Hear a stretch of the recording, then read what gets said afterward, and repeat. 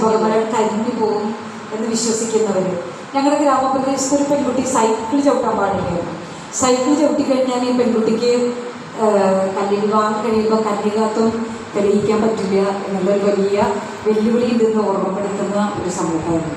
അപ്പോൾ ഇവിടെ ആദ്യമായിട്ട് ആ ഗ്രാമത്തിൽ സൈക്കിൾ ചവിട്ടുന്ന പെൺകുട്ടി ഞാനായിരുന്നു. അപ്പോൾ ചെറുപ്പം മുതലേ നമ്മുടെ ഉള്ളിലൊരു കൃപലുണ്ടായിരുന്നു. ഇങ്ങനെ മരം കയറരുത് എന്ന് പറയുമ്പോൾ ഞാൻ മരത്തിൽ മാത്രം കയറിയിരുന്നവർ പഠിച്ചത് ഒരു വലിയൊരു പേരമരത്തിൻ്റെ മുകളിൽ.